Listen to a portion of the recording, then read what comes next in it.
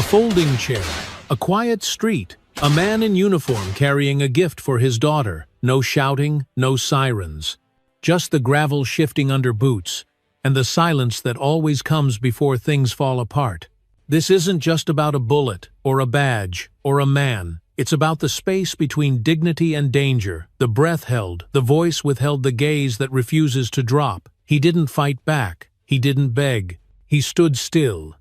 And somehow that was enough to threaten everything. Sometimes the loudest thing in the world is a man who refuses to be erased. Where are you watching from? What time is it there? Because here in this moment we go back to where it began, where silence met power and history blinked.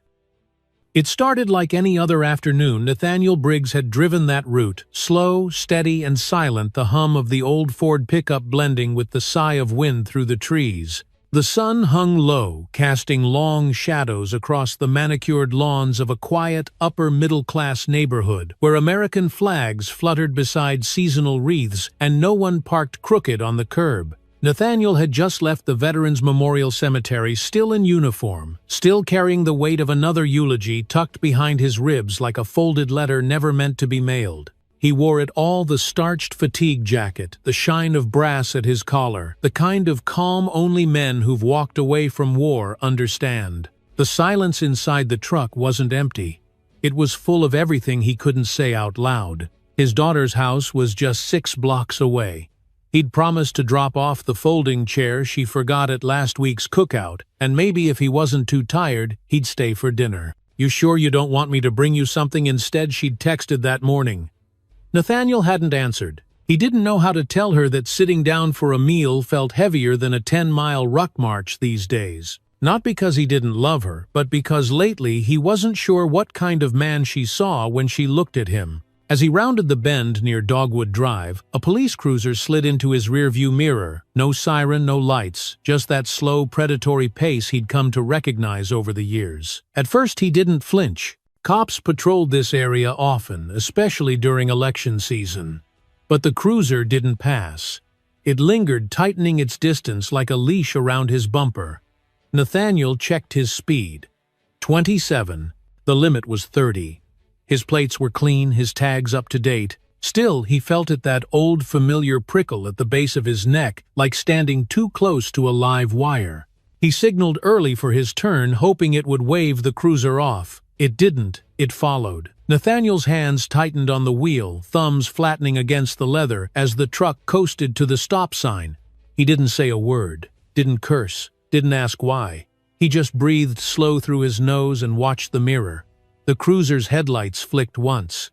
Then the blue and red strobe lit the back window, painting the inside of the cab in flashing gilt. "Damn," he whispered, not out of anger but exhaustion, the way you whisper when you realize the day just got longer. He pulled over, eased the shifter into park, and turned off the engine. The hum of the street quieted to a strange stillness. No lawnmowers, no barking dogs, only the faint mechanical ticking of his engine cooling under the hood. Through the windshield he could see nothing but the split-rail fence across the street and a plastic tricycle tipped in the yard. Everything was too still. Nathaniel reached slowly, deliberately for the side pocket of his cargo pants, pulling out his military ID and setting it on his left thigh, where he'd always kept it during checkpoints in the Middle East. With his right hand he rolled down the window halfway. Then he placed both hands back on the wheel, thumbs visible, palms open, not because he felt guilty, but because he understood the rules. "Just be polite," he muttered to himself. "Be clear, be small." It was something he'd learned long before the uniform, before Iraq, before the Bronze Star, before 20 years of service taught him that the battlefield didn't always end at the tarmac. He'd learned it on sidewalks, as a teenager, at job interviews in bank lines. The lesson was simple: being right doesn't always keep you safe. Footsteps approached, not fast, not aggressive, but loud enough to betray the weight of boots on pavement. Nathaniel kept his eyes forward, refusing to glance sideways. He listened instead. The air shifted. Someone exhaled sharply, then cleared their throat. License and registration. The voice was dry, middle-aged, tired, but not the kind of tired that came from shift work. The kind that came from years of resentment. Nathaniel didn't turn. He nodded once. "Officer, I have my military ID right here." My driver's license is in the glove box. Would you like me to— Did I ask for your resume? The words hit sharper than expected. Not the volume, the intent. Nathaniel swallowed his fingers, still unmoving. No, sir, he said quietly. Just trying to be respectful. There was a pause, one of those dangerous pauses that aren't really silence, just the time it takes for someone to decide who you are. Nathaniel finally turned slow and steady eyes, meeting the man behind the voice. The officer was white, early 40s, stocky, with a badge that sat crooked on his chest and a smirk that didn't match the situation. He didn't even look at the ID. He looked at Nathaniel's skin, his uniform, then the truck, and something in him curled. "Fancy jacket for someone driving a rust bucket," he muttered.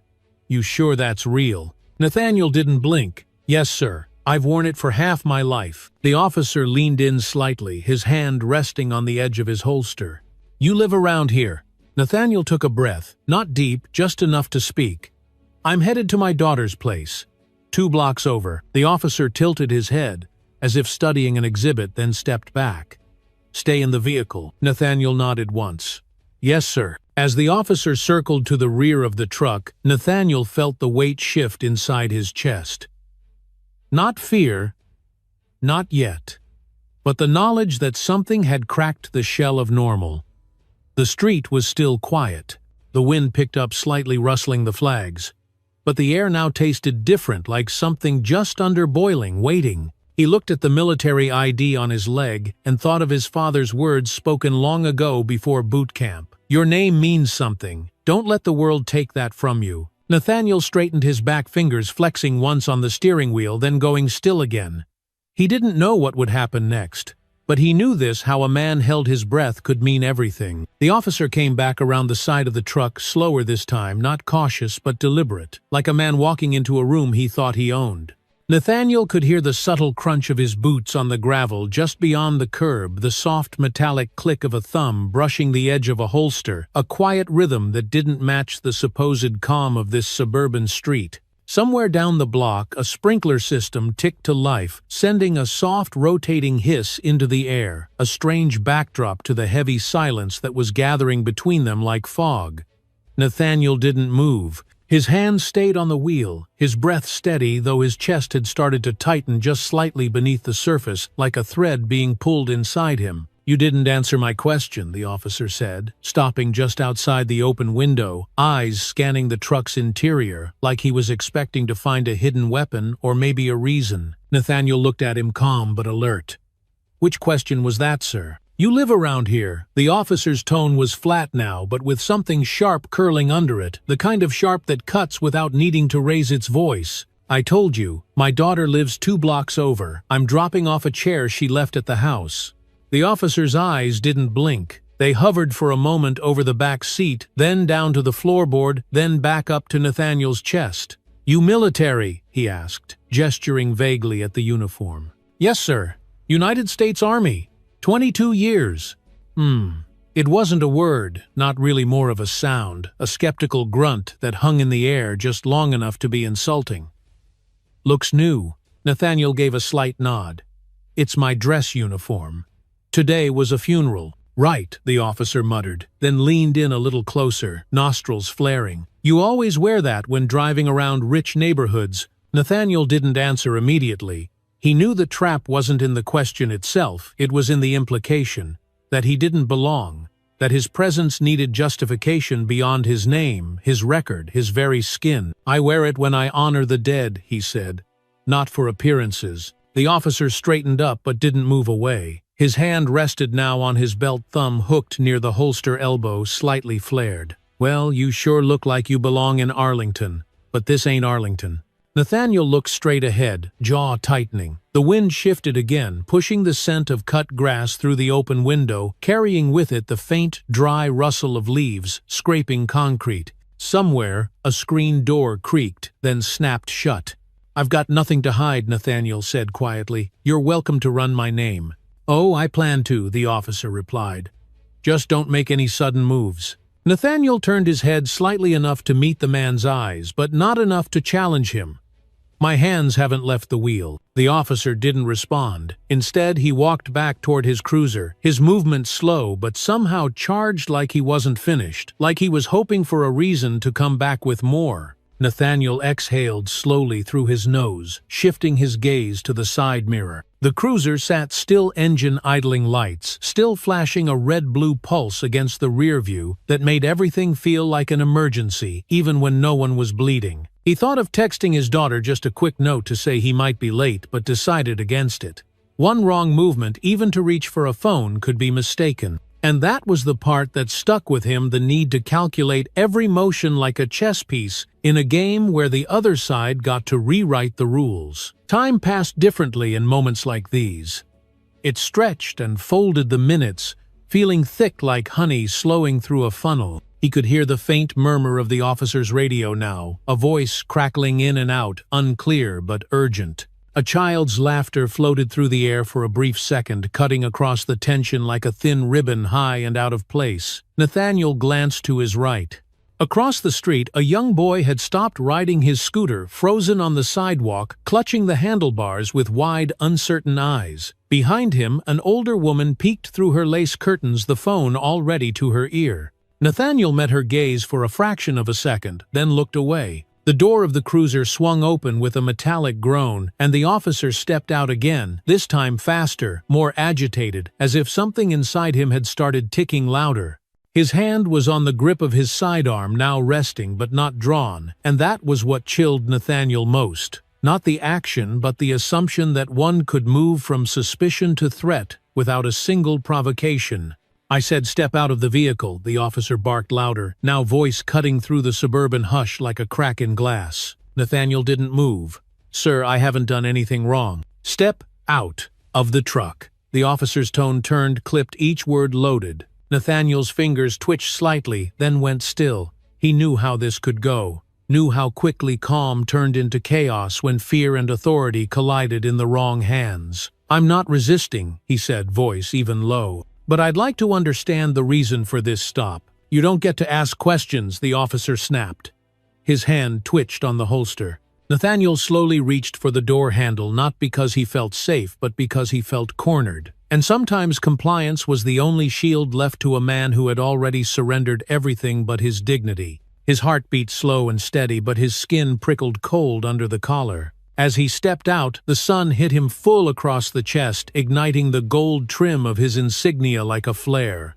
He stood tall, back, straight legs, set not out of defiance but from training, a quiet message etched into posture. "I am not your enemy. I am not your threat. I am not the story you've already written in your head." And still the gun didn't move from its place.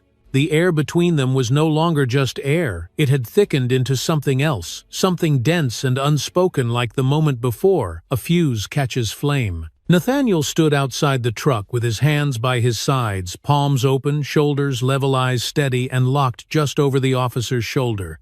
He didn't speak.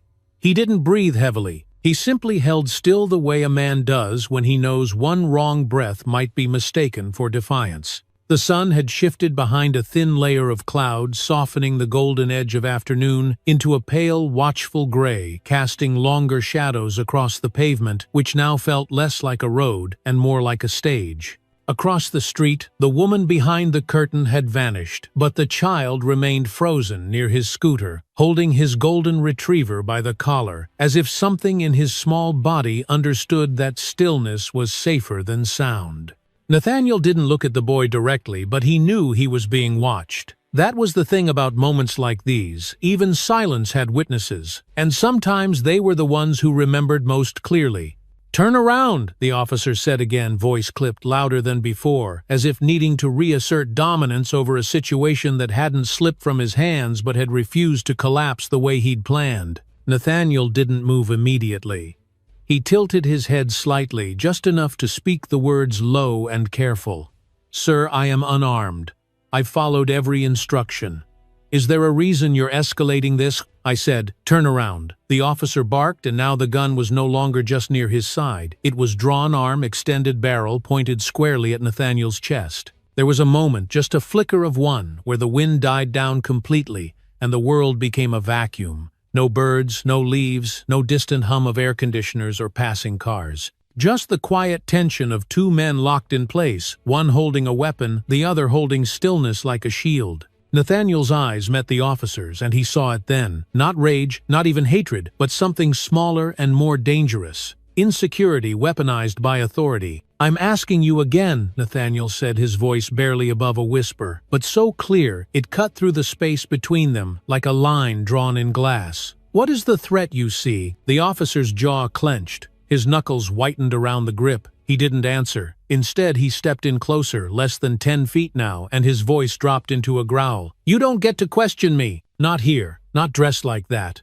Not driving that truck in this neighborhood." Nathaniel understood in that moment that no answer would satisfy the man. Not because there wasn't one, but because the question itself wasn't real. It was a performance. A stage set not for truth, but for justification. "I'm a lieutenant colonel in the U.S. Army," Nathaniel said the words as steady as his breathing. "And I've done nothing wrong." The officer flinched just barely. Then, without warning, no gesture, no countdown, he pulled the trigger. The sound was sharp, dry, and intimate. Not like in movies where gunshots echo with cinematic drama, but more like the sudden snap of a tree branch breaking under pressure. A sound you only truly understand when it happens in your direction. Nathaniel felt the impact before he registered the noise. A blinding sting shot through his left shoulder, searing into the muscle just above the collarbone like someone had pressed a hot nail through bone. He didn't scream. He didn't fall. He staggered a step, knees bending slightly, hand moving instinctively toward the wound before he caught himself and froze. Because he knew even now, especially now, that any sudden movement could be read as aggression. Instead, he drew in a shallow breath, winced as the air scraped past his throat, and stood upright again. The officer blinked. He had expected something different, maybe chaos, maybe a charge, maybe the kind of reaction he could point to later as proof. But all he got was silence and a man staring back at him with pain in his eyes, but no fear. Nathaniel spoke again, voice hoarse, barely audible. "You shot me. For what?" The officer didn't answer. His gun hand dropped half an inch, the tremble beginning in his elbow before it traveled to his wrist. His face wasn't triumphant or regretful. It was blank, like a man who'd just broken something and realized too late that he couldn't fix it. From a second-story window came the soft, unmistakable click of a phone camera. Then another. And then, like a ripple moving through still water, the neighborhood came alive. Phones lifted behind fences, behind hedges, in parked cars, in front yards. The street had turned into a stage, and the audience had arrived with record buttons already pressed. Nathaniel's knees finally buckled slightly, and he lowered himself to the ground, not as surrender but as control, choosing the moment before it was chosen for him. He sat down carefully, leaning back against the truck's front wheel, his right hand pressing lightly against the fresh wound, blood soaking slowly into the olive-green fabric of his uniform. "Call an ambulance," he said louder now. "Not pleading, commanding. That's your job. Do your job." The officer didn't move. "Call it," Nathaniel said again, blood now, tracing a line down his forearm, a thick, living red. "Or someone else will." A woman's voice called from across the street. "We've already called. They're on their way." Then quieter but caught clearly by someone's phone. "He didn't do anything. I saw it all." Nathaniel leaned his head back, eyes closing for a second, letting the pain ride the edge of his breath but not take it from him. Somewhere distantly he could hear sirens, now faint but growing louder, like the sound of judgment arriving in stages. He opened his eyes again and saw the officer standing over him, still holding the weapon, but no longer in control. Not of the moment, not of the story, not of himself. "You thought I wouldn't survive this," Nathaniel murmured almost to himself. But he had. And now the world was watching. By the time the ambulance arrived, the air had already changed. The street, once silent and still now buzzed with an unnatural hum, not from sirens or engines, but from attention. Neighbors had stepped out onto porches, not speaking, just watching their faces, a mix of fear, confusion, and something else no one wanted to name. Phones hovered in the air like tiny spotlights, each one recording not just a moment, but a version of the truth, each angle capturing a different frame of the same unspoken question. How did we get here again? Nathaniel sat slouched against the tire, his back stiff from trying to remain upright, his uniform stained in a growing arc of blood that darkened as it dried. He was alert, though the pain had begun to crawl deeper under the skin, settling like heat along his spine. His eyes stayed open, blinking slowly, watching the edge of the sky shift above the rooftops as paramedics knelt beside him and began their assessments. "Where's the shooter?" one of them asked, voice clipped but calm as he checked Nathaniel's pulse.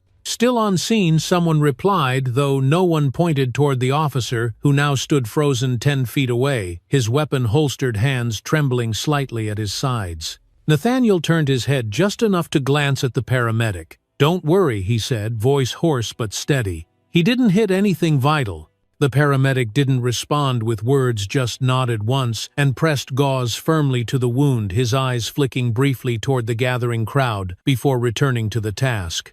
Across the street, a man in a faded polo shirt whispered to his wife, "Did you see that uniform? He's military." She nodded, eyes wide, and reached for his hand. No one in the crowd yelled or protested. It wasn't that they didn't care, it was that they were watching the shape of something break in front of them, and no one knew how to catch it before it shattered entirely. Within an hour, the first video surfaced online.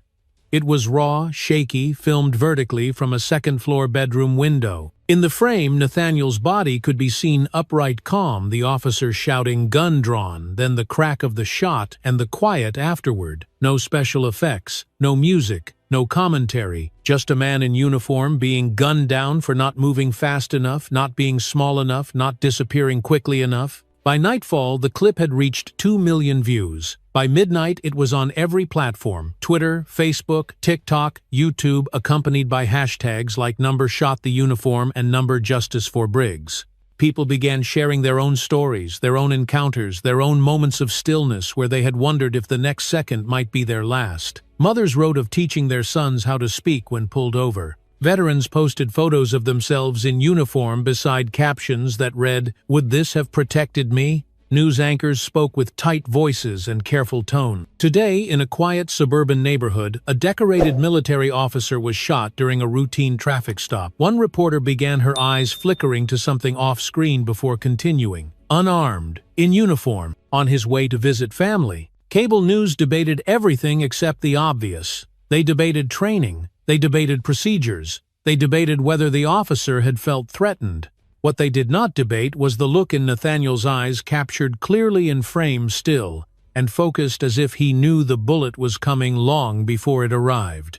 In the hospital, Nathaniel lay under dim lights, his shoulder freshly stitched, the IV humming beside him like a background score to a life suddenly paused. The pain medication dulled his thoughts but didn't erase them. His mind replayed the moment, not the shot itself, but the breath before it, the stillness, the certainty. He remembered thinking, "If I move, I die. If I don't move, I might still die.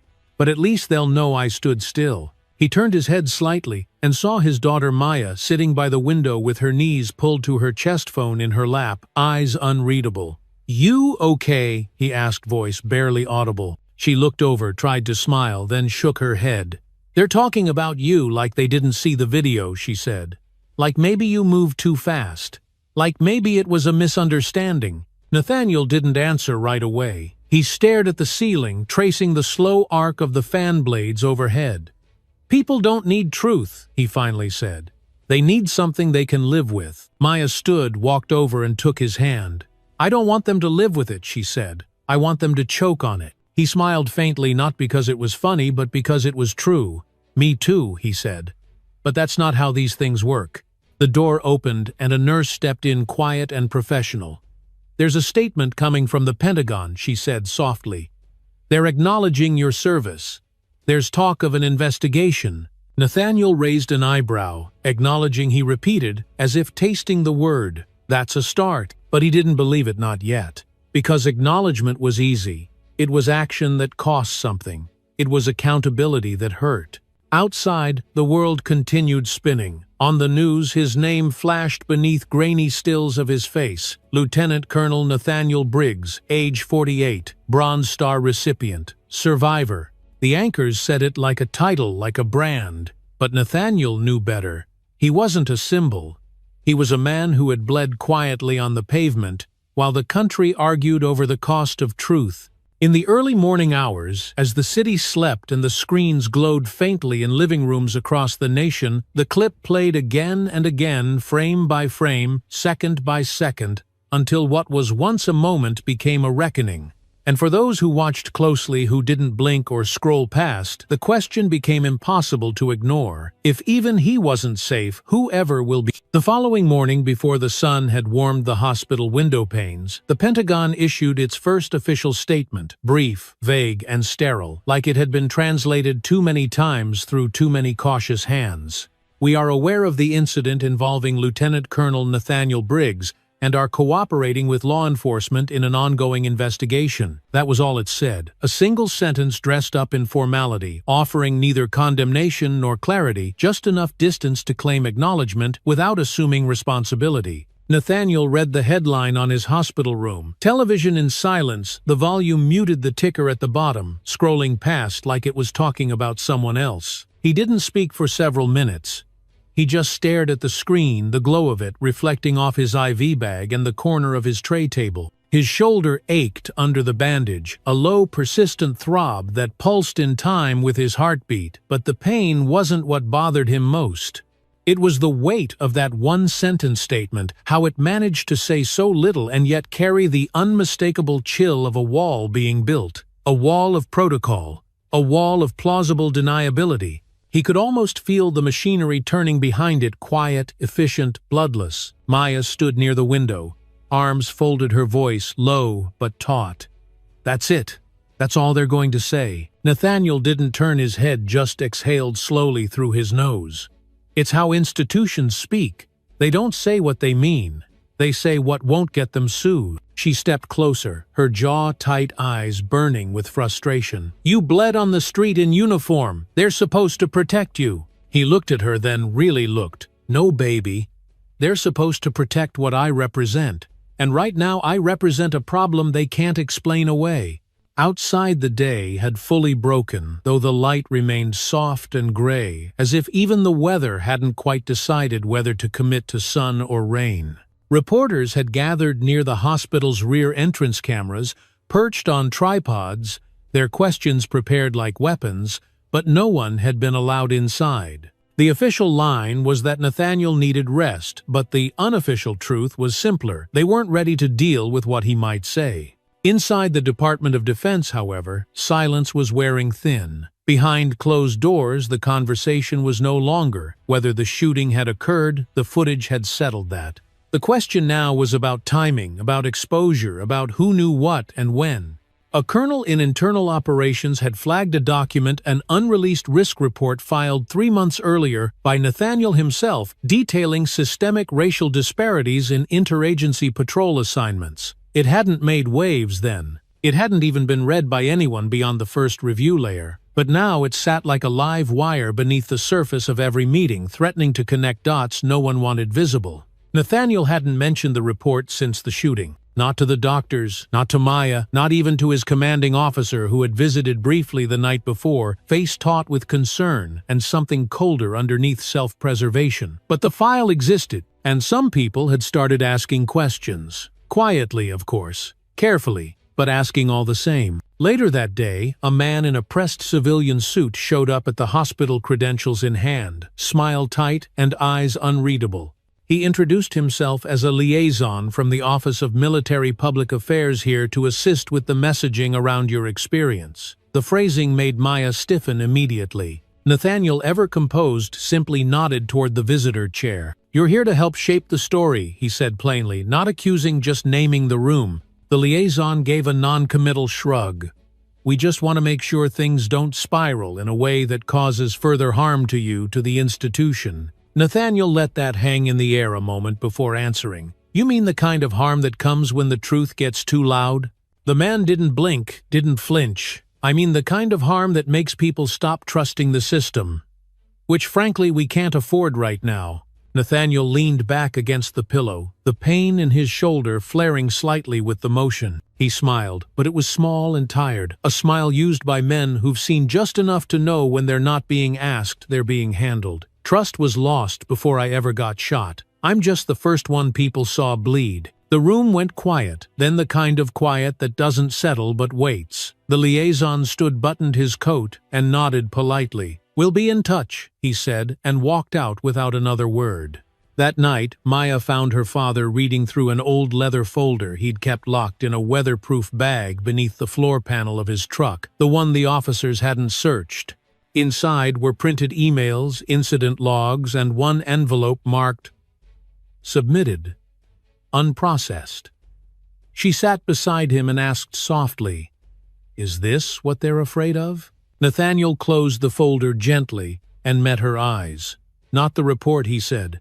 "The fact that someone who looks like me dared to write it." In the hallway outside, nurses walked past, like shadows, soft-footed and professional, carrying trays and charts, heads down.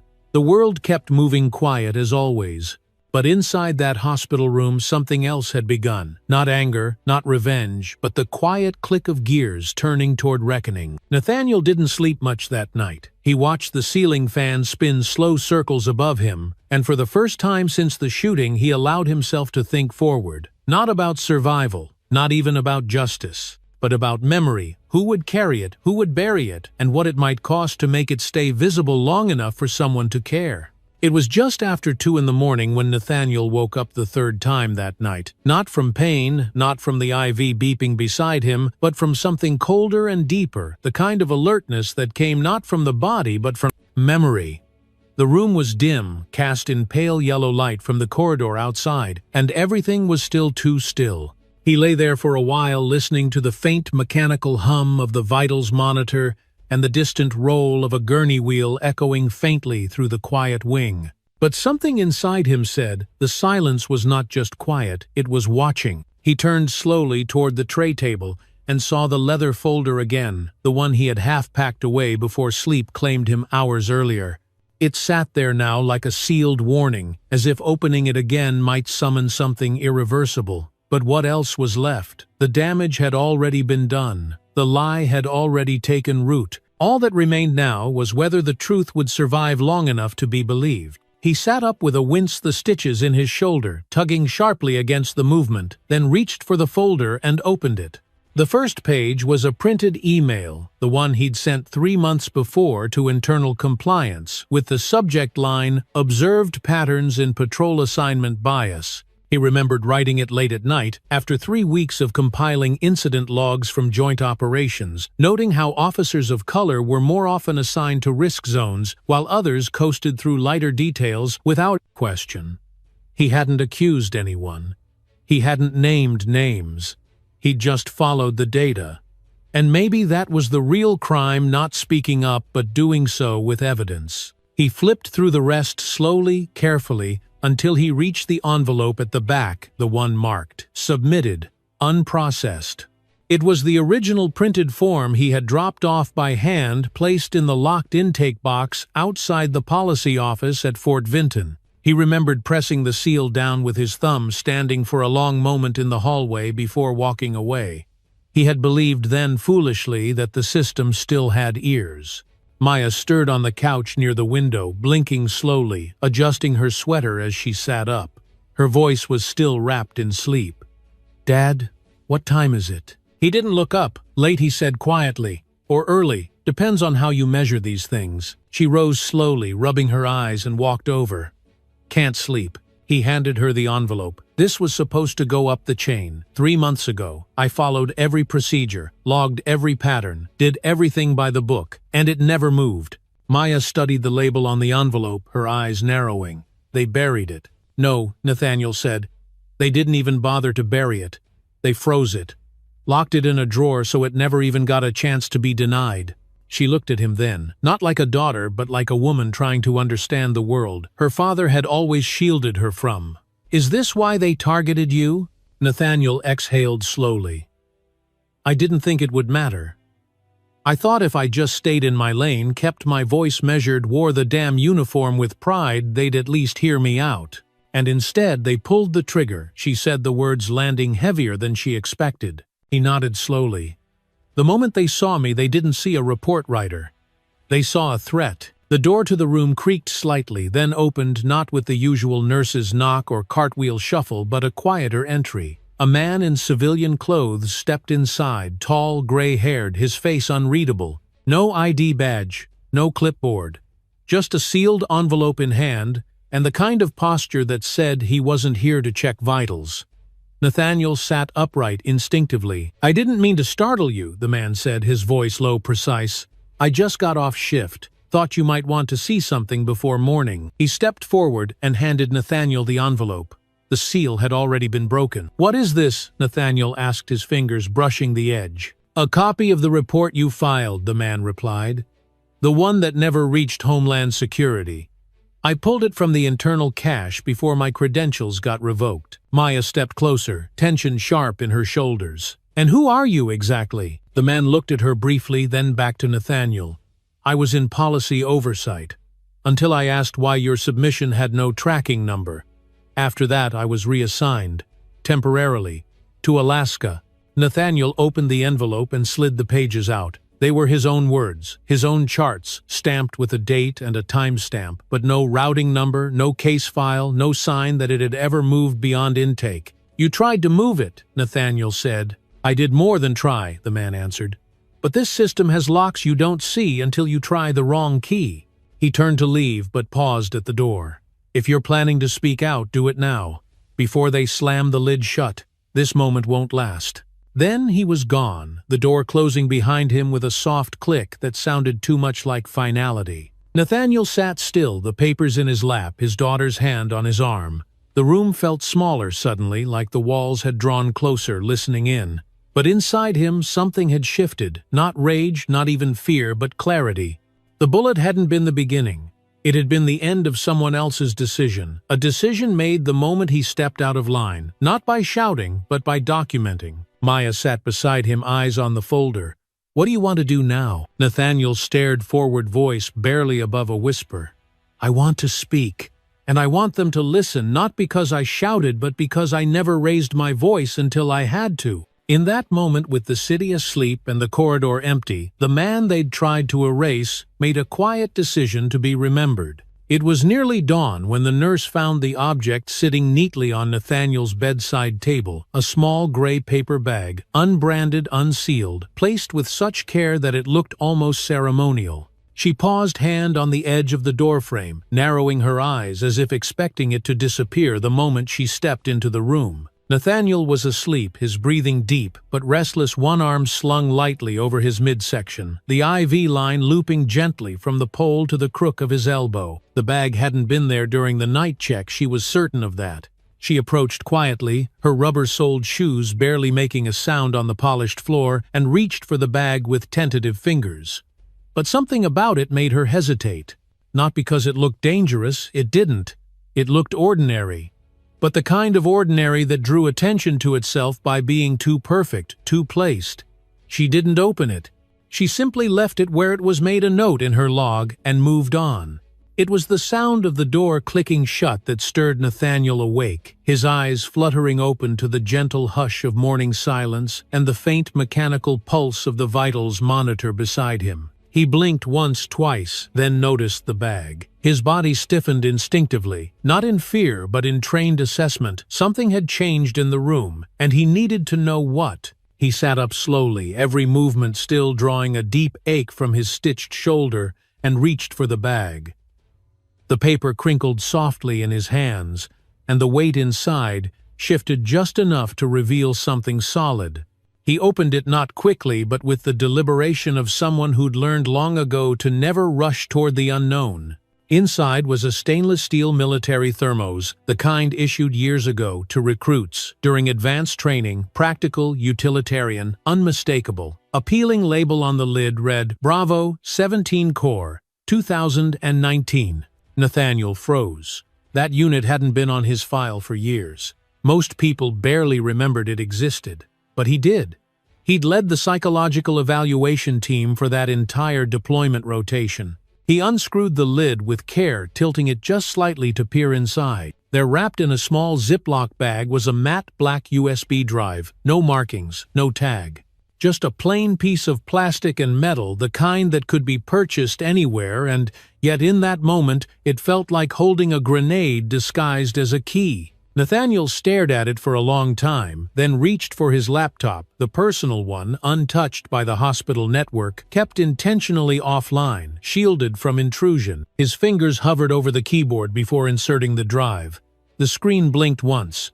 A folder appeared titled Secure, Copy, Archive 5. He clicked it open, and what unfolded before him wasn't just data, it was memory, proof, and resurrection. Dozens of files, reports, minutes from briefings, audit tables, even flagged communication logs populated the screen like ghosts returning to testify. It was his archive, the very contents he thought had been lost the night of the shooting, when the USB drive he'd hidden in the glove compartment never appeared in the police's evidence report. He opened one of the reports, his breath catching as familiar lines filled the screen, his own voice recorded in writing, outlining systemic discrepancies in patrol behavior, inter-unit communication breakdowns, racial trend analysis, disciplinary avoidance patterns. This wasn't just a backup, it was a complete mirror of what had gone missing. Maya stepped into the room, hair still tangled from sleep, holding a coffee she'd clearly forgotten to drink. She saw the look on his face, the way he stared at the screen, with something between disbelief and reverence. "Dad, what is that?" He turned the screen toward her without saying a word. She leaned in her eyes, scanning the documents, fingers tightening around the paper cup. "Is this everything you collected?" she asked. He nodded. "Everything. And someone kept it. Someone who wasn't supposed to." She glanced at the thermos. "Who would have even had this?" He looked down at the peeling label again. One name came back to him, a quiet, serious young recruit named Lee, Asian American, soft-spoken, always sat at the back during roll calls. Nathaniel had once stepped in to shield him from a biased superior who marked him as culturally unfit for advancement. That moment hadn't seemed like much back then, just another quiet decision to protect someone who didn't have the rank to protect themselves. But maybe it had meant everything. He turned back to the computer, clicking into a hidden subfolder labeled Message, Pending. Inside, a single .txt file opened with just a few lines. "You probably don't remember me, but I remember you. You didn't let them erase me, so I didn't let them erase this. I can't be seen, but I won't let you fight alone." Nathaniel sat back in the hospital bed, a breath escaping his chest that he hadn't realized he was holding. He wasn't the only one still carrying the weight. Someone out there, unnamed, unseen, had chosen not to forget. He closed the laptop slowly and looked out the window as the first golden edge of sunrise broke through the clouds, touching the buildings across the city with soft light. It was the kind of morning that made everything look fragile and sacred, like the world was still deciding whether to begin again or fold under its own weight. Maya sat beside him, not speaking. She didn't need to. They both understood what this meant. The story wasn't just about a gun or a wound. It was about memory, what survived, who preserved it, and why. Nathaniel reached for the thermos and placed it back on the table with a quiet finality. "They thought they wiped it clean," he said softly. "But memory has teeth. It always comes back when you least expect it." And outside, somewhere in a city, still waking up, a silent ally walked unknown among the crowd, carrying the truth like a candle hidden in his chest, waiting for the moment someone else would need the light. The next afternoon, Nathaniel sat alone in his hospital room with the curtains drawn halfway, letting in a soft, filtered light that made everything feel slightly slowed, like time itself was hesitating. Outside the window, the sky was pale blue, the kind of quiet color that felt neither promising nor bleak, just undecided. The screen of his laptop glowed steadily, the cursor blinking at the edge of the last folder he had opened. It was labeled Blue Line, Network 7Z, a name that meant nothing at first glance, but everything once you understood what it carried. He had spent the last 2 hours going through the files, one by one, not skimming, not searching for a single smoking gun, but absorbing the full weight of what had been hidden. Each document was a thread, and as he followed them, they wove into something bigger, something denser, a map, not of accidents, but of design.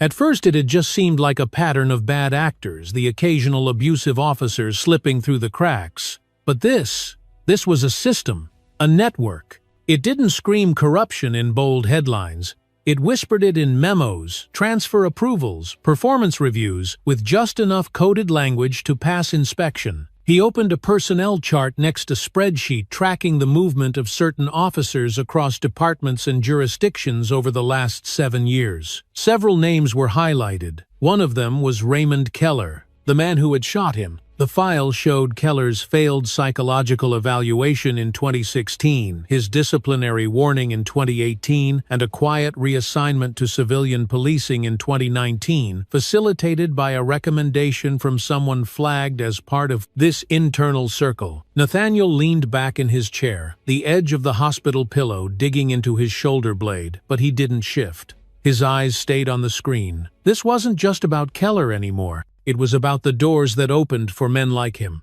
The blind eyes, the protected ranks, the unspoken rule. As long as you protect the uniform will protect you. He clicked into a subfolder titled Internal Escalation 2020, where a summary report showed the number of substantiated complaints against certain units, all resolved administratively, most involving officers later promoted. The language was so neutral, it felt surgical. No further action warranted. Disposition resolved via interagency review. Transferred to alternate jurisdiction. He whispered to no one. They didn't fix anything. They just moved it around until no one could follow the trail. There was a knock on the door, 3 soft raps, deliberate but not loud. Maya stepped in carrying 2 cups of tea and a folded newspaper tucked under her arm. Her expression was cautious, like she'd been watching the world too long without blinking. She set 1 cup on the table beside him and handed over the paper. The headline read, "Pentagon receives civilian whistleblower report alleging systemic cover-ups in law enforcement."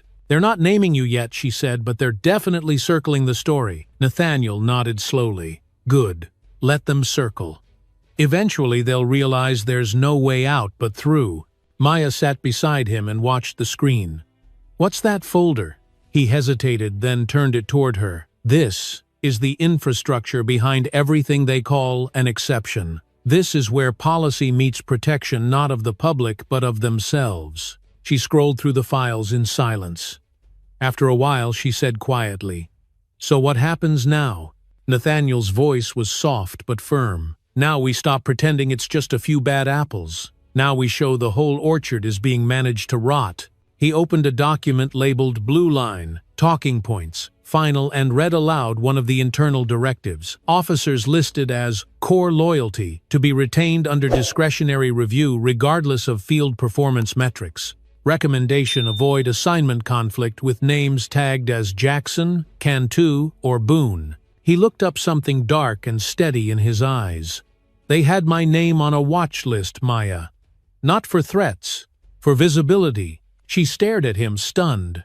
"They were tracking you as a risk because you told the truth." He nodded. "They always do. Not because the truth is dangerous, but because once it's named it can't be forgotten." Outside, a distant helicopter passed overhead, its blades thumping rhythmically, fading quickly into the horizon. Inside, the silence returned, not heavy, not hopeless, but tight, like something winding itself up before release. Maya's voice cut through gently. "We have to get this to the right people. Somewhere it can't be buried again." Nathaniel reached over, opened a final document marked confidential.com, and read a line near the bottom. "Keep them in blues. Loyalty secured." He exhaled slowly, rubbing his hand over his face. "That's their shield. They hide behind the idea that the uniform redeems the man." Maya picked up the thermos, ran her thumb over the peeling label. "But you wore it for the opposite reason." He looked at her, something fragile and fierce passing between them. "Yeah. I wore it because I thought it meant something." She reached for the USB, careful but unafraid. "It still can, Dad, if we make it." He gave her a small nod, not the kind that promises victory, but the kind that accepts the cost. That evening, as the hospital settled into its quiet rhythm, hallway lights dimmed, carts pushed softly from room to room, nurses speaking in hushes. Nathaniel sat with the laptop open, cursor blinking again, at the edge of a story that someone once tried to erase. He wasn't angry anymore. He wasn't afraid. He was ready. Because now he didn't just have the truth, he had the receipts. And the world was finally listening. The landline rang at 2:37 a.m., slicing through the silence like a blade. 3 short rings, no more, no less, and then it stopped. Eliza Briggs stirred on the living room sofa, her head tilted toward the flickering television screen, the remote still loosely clutched in her hand. The room was dark save for the green glow of the microwave clock blinking 2:37 and the faint streetlight bleeding through the drapes. She hadn't used the landline in years, not since Nathaniel went full active duty, and they'd agreed cell phones were safer, simpler, easier to carry when things went bad. But tonight someone had called it, someone who didn't want to trace. She sat up slowly, her body tense before her mind caught up. The phone didn't ring again. There was no voicemail, no red blinking light, just stillness, cold and absolute. She didn't need to check the caller ID. She didn't need to hear the voice again. It had been dry, male and razor flat, the kind of voice that didn't issue warnings. It delivered consequences. Don't let him testify again, or your daughter will be next. The words replayed in her head, not like an echo, but like a presence in the room, something left behind in the cushions or pressed into the walls. She stood up carefully, walked to the kitchen counter, and picked up her cell phone with both hands. Her fingers hovered over the screen before she typed 2 words, "They know." She hit send. The message marked read in less than a minute. She didn't type anything else. Eliza didn't cry. She didn't scream. She just stood there, barefoot on the tile, clutching the phone, staring into the dark, like she was trying to calculate the cost of a decision she hadn't made yet. Upstairs, Mariah was asleep, or had been. The daughter they had promised would grow up far from all this, far from the corridors of secrecy and the language of threats. Georgetown sophomore, future attorney, all fire and focus. She had been writing about judicial equity in underrepresented communities, never knowing her father was quietly walking that same tightrope between duty and risk. When Nathaniel called her back, his voice was low, almost a whisper. "I saw your message," he said. "I don't need you to do anything," Eliza replied, her tone calm but carved from something steel-hard. "I just need you not to back down." There was silence on the other end, not hesitation, but heaviness. Then Nathaniel exhaled, slow and steady. "If I turn back now," he said, "I'll carry that failure for the rest of my life and still won't protect anyone." They didn't say more. No assurances, no comfort. Just 2 people who had been through too many deployments, too many coded reports, and now found themselves in a war with no map, no rules, no defined enemy. At sunrise, Eliza drove straight to Mariah's campus. She waited outside the lecture hall, watching the students spill out in clusters, backpacks, slung earbuds and faces bright, with the kind of naive belief that the world would eventually play fair. When Mariah finally spotted her, she blinked in surprise, then smiled. "Mom, what are you doing here?" Eliza didn't explain. She hugged her daughter tightly, the kind of hug that transferred something more than warmth. "From now on," she said, "don't go anywhere alone. And if anything happens, call me, not the police." Mariah pulled back, slightly confused. "What's going on?" Eliza's voice was steady. "Just trust me. Please." Mariah didn't press. She looked at her mother's eyes and understood some truths arrive without being said, and some warnings don't come with reasons. That evening, back in the hospital, Nathaniel sat near the window with the USB drive in his hand, his reflection faint in the glass. He hadn't told Eliza about the new threat. He didn't have to. She already knew. The system had shown its hand not in court filings or televised debates, but in the middle of the night, through an unlisted call, and a voice that sounded like it had already decided what grief would look like on a mother's face. Valerie, his attorney, arrived just after 6, a folder tucked under her arm and a thin sheen of exhaustion on her face. "I've requested a full federal protection detail," she said, not sitting, "but they're stalling, saying there's no confirmed threat." Nathaniel didn't look at her. Of course they're stalling. They'd rather protect the system than the people who expose it. Valerie walked to the window and stood beside him. "You don't have to do the second hearing. You've already made your point. The files speak for themselves." He shook his head. "No, they don't. They whisper. People will ignore whispers, unless you make them loud."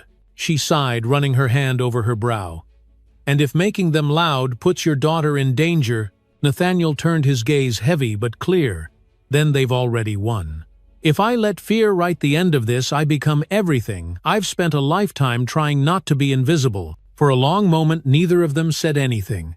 Outside, a bird landed on the windowsill, paused, then flew off again. The city below moved like it always had people commuting doors, opening someone stopping for coffee without knowing how fragile peace really was. That night, Eliza unplugged the landline. She placed it in a drawer without ceremony and locked it. Not because it was over, but because some instruments of fear don't deserve a second chance to speak. Nathaniel stared at a photo on the table, the three of them from a camping trip last summer, all wind and sun and smiles. He picked it up, held it like something sacred, and whispered, "They can scare me, but they don't own the story." Then he opened his laptop, checked the files again, and began preparing for the hearing. Not because it was safe, but because truth rarely is. It was nearly midnight when Nathaniel left the hospital without telling anyone, not the nurses, not Valerie, not even Maya. He moved quietly, dressed in plain clothes and a surplus military jacket that didn't draw attention, his shoulders still wrapped under 2 layers of gauze. He didn't carry a phone, only a folded paper map, and the kind of silence that made him invisible in a city where people had long stopped looking at one another. He walked 4 blocks before hailing a cab, gave the driver an intersection with no hesitation, and rode the rest of the way without saying a word.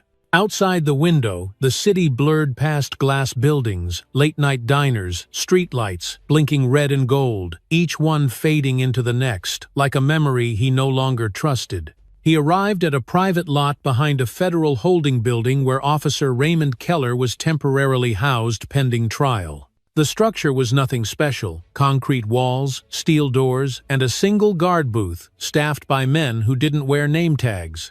Nathaniel waited in the shadows, behind a support pillar, leaning against the cold concrete, listening to the soft hiss of the underground ventilation system and the occasional high-pitched hum of a security camera turning in slow, mechanical rhythm. He didn't have clearance to be there, but that didn't matter. Some things didn't require permission. Some confrontations were written in silence long before the words ever caught up. He stood there until the elevator dinged open with a flat metallic chime, and Keller stepped out wearing a hooded sweatshirt and a baseball cap pulled low, carrying a white paper bag like someone retrieving cheap takeout. He didn't look surprised when he saw Nathaniel. He didn't flinch. He just stopped walking and gave a crooked smile, the kind you'd wear when seeing an old friend who never forgot what you did. "I knew you'd come," Keller said, his voice calm and casual as though they were meeting for coffee. Nathaniel stepped out from the pillar, the motion slow but grounded, and looked him in the eye.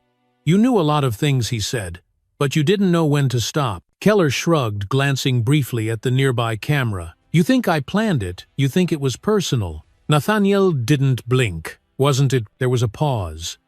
The kind of pause that only comes between men who both remember too much. "You remind me of someone," Keller said, his gaze narrowing. "That look in your eyes, same one my training sergeant had, same tone, like you were better than everyone else in the room." Nathaniel stepped closer, his boots silent on the concrete. "You pulled a trigger. You almost ended a life. You don't get to rewrite the motive just because you can't stomach the consequence." Keller's smirk faded. "I didn't shoot you because you're black," he said, but his voice was thinner, now stretched like a wire pulled too tight. "I shot you because you looked at me like I didn't belong." Nathaniel tilted his head slightly. "Isn't that what you said to me?" Keller's hands tightened around the paper bag, the corners crinkling under the pressure. "You don't understand what it's like always being the one passed over, the one no one trusts with command. You get it all handed to you, medals, titles, salutes, and I'm still treated like a rookie who can't keep his hands steady." Nathaniel's voice was low but steady. "You were passed over because you cracked under pressure. Because you didn't listen.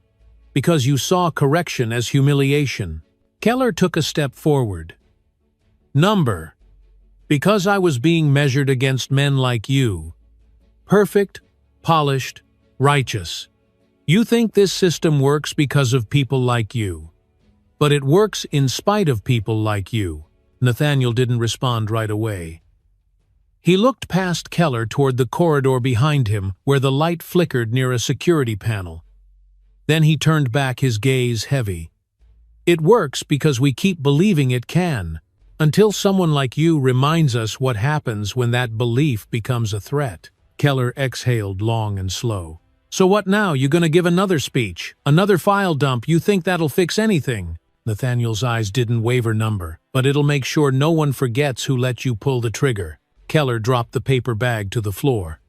The sound echoed sharply, but neither man looked down. You think this was about one bullet? Keller asked. You think they care? They built this system for people like me. They just didn't think I'd go too far. And you did, Nathaniel said, his tone flat. You went so far they had to act not because of me but because you exposed how far they'd let it go. Keller shook his head, not in denial but in a tired sort of clarity. You're not fighting me, Briggs. You're fighting the thing we both served. You're just pretending it was ever yours to begin with. Nathaniel didn't argue. He knew the truth. The system didn't need permission to protect itself. It only needed silence. And Keller had counted on that silence to do what no order could ever condone. But what Keller hadn't counted on, what none of them had, was survival. I lived, Nathaniel said simply. And that means everything you buried is coming back to the surface. There was nothing left to say after that. Keller turned and walked toward the end of the corridor without another word. His shoulders hunched the weight of everything he tried to justify, now sitting squarely on his back. Nathaniel watched him go, then turned and left in the opposite direction, stepping back into the cold air of the parking lot, where the city hummed softly in the distance, and the wind moved like a whisper through the steel rails. He didn't need a victory. He needed a record, and now there would be no forgetting. It was still dark outside when Nathaniel adjusted his tie in the mirror, the fabric trembling slightly in his hands, though not from nerves, not exactly.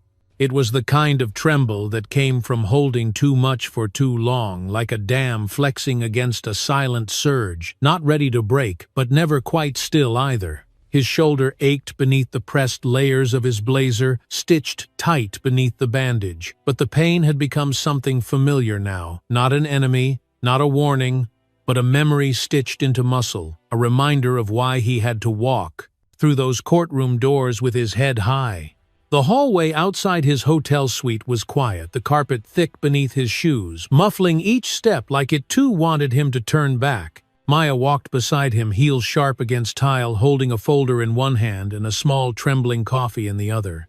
She didn't speak much that morning. She didn't have to. Her silence was not fear, but focus, the kind that came from watching your father decide in real time to become something more than a victim of circumstance. When they reached the bottom lobby, a black SUV was already waiting. Tinted windows, silent engine, a federal escort in the driver's seat who didn't introduce himself. He simply opened the rear door, nodded once, and began the drive toward the federal courthouse. Nathaniel watched the city pass by in blue dawn, light buildings glinting like worn silver, their windows catching the last trace of street lamp glow. This wasn't just a hearing. It was testimony, not only of facts, but of what it meant to still believe in truth after watching it get dragged into the dirt and left for dead. The courthouse was already alive with murmurs when they arrived. Media vans lined the curb.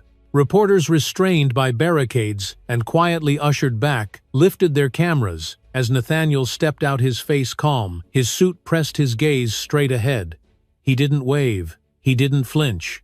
He simply walked, each footfall deliberate, as though the ground itself might shift if he hesitated. Inside, the chamber was colder than expected, not in temperature, but in tone. Polished wood-white walls overhead, lighting too bright for comfort, casting everyone in pale realism. The judge presiding was a woman in her 60s, sharp-eyed and still-faced, her robe flowing gently as she sat like a figure carved from cold oak. Opposite Nathaniel sat Keller's attorneys, their posture stiff, their folders thick with questions that had nothing to do with justice and everything to do with deflection. When they called Nathaniel's name, the room shifted. The shuffle of papers, the subtle clearing of throats, the long pause before he stepped forward. He swore in with his left hand, raised his right one, resting on a Bible that smelled faintly of dust and old paper, the kind of sacred object you don't hold unless you mean to carry something heavier than yourself. He sat, adjusted the mic, and looked straight ahead, not at the defense, not even at the judge, but slightly above them at the silent clock on the back wall, ticking away in even unforgiving rhythm. What happened that day? The prosecutor asked, her voice steady, respectful. Nathaniel didn't rush. He spoke slowly, not for effect, but for truth.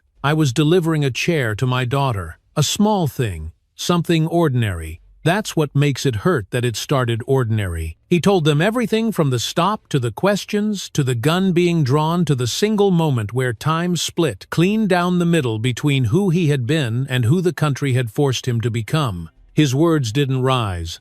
They didn't crack.